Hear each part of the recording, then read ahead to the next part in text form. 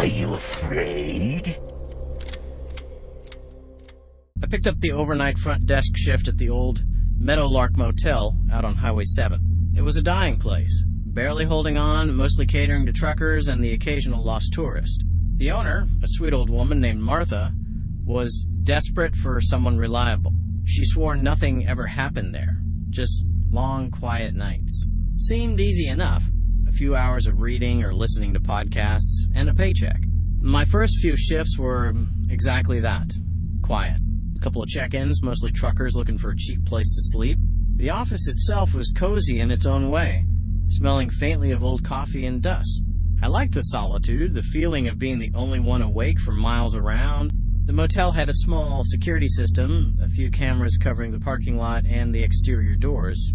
The monitor sat on the counter next to the guest book, constantly displaying grainy, low-res feeds.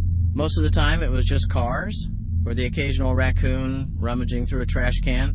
One Tuesday night around 3 in the morning, I was halfway through a book when I heard something from the hallway. Not a knock, not a voice, just a heavy, dragging sound, like something substantial being moved across the old carpet.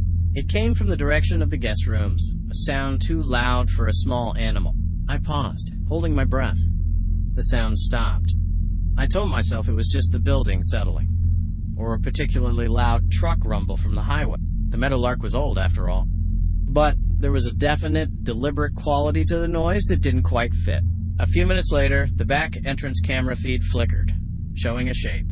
It was dark, difficult to make out, but it looked like someone standing by the door.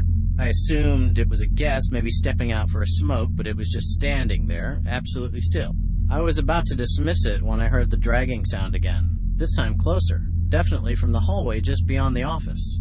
It was a heavy, deliberate scrape, accompanied by a faint, sickly sweet smell like overripe fruit or something deeply spoiled, wafting into the office. I slowly looked up from my book, my heart starting to pound. Standing just at the edge of the hallway, half hidden by the doorframe, was a figure. It was compact and coiled, its shoulders wide and heavy. I couldn't make out many details in the dim light, but I saw its eyelids, thick and ridged, blink sideways. I wanted to ask if I could help, but the words caught in my throat. It wasn't moving, just standing there, partially obscured. The sweet, cloying smell was stronger now, a sickly scent that made my stomach churn. It felt like something was wrong, fundamentally wrong. Then it shifted, turning its head slightly. Its mouth, a disturbing slit in its face, showed too many small, uneven rows of teeth, like fragmented shards of bone stacked behind one another. Its eyes, dark and unblinking, seemed to absorb all light, giving off a profound sense of emptiness. It wasn't looking at me, but towards the empty counter space. It stood there, facing the counter, its posture compact and coiled, as if ready to spring. I could only stare, frozen in place. The silence in the office was deafening, broken only by the hum of the fluorescent light and the pounding in my ears. I couldn't move, couldn't even breathe properly. It felt like an eternity, but it was probably only a few seconds. Then, slowly, almost imperceptibly, it turned, and with that same heavy, dragging sound, it moved back down the hallway, disappearing into the darkness.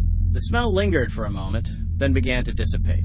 I stood there for a long time, trying to make sense of what I'd seen. It was too real to be a dream, too wrong to be human. Every instinct screamed at me to run, but I was still the only one here, responsible for the motel. I checked the hallway. Nothing. The security feeds showed nothing. It was as if it had never been there, except for the lingering phantom sweetness in the air, and the image of those teeth burned into my mind. I tried to call Martha, but I didn't know what I would even say. There was a thing, with sideways blinking eyes and too many teeth, and it smelled like rotten fruit. She'd think I was crazy. I stayed the rest of the shift, huddled behind the counter, staring at the empty hallway, convinced it would reappear. It didn't. When the sun finally rose, painting the parking lot in pale, forgiving light, I felt a wave of relief so intense it nearly brought me to my knees. I handed the keys over to Martha that morning, telling her I needed to quit for personal reasons. I mumbled something about a family emergency. She was disappointed, but understanding. I couldn't bring myself to tell her what I'd seen. I never went back to the Meadowlark Motel, or even drove past it again.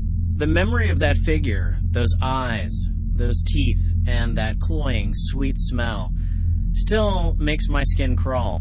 Whatever it was, whatever it wanted, I knew I never wanted to see it again.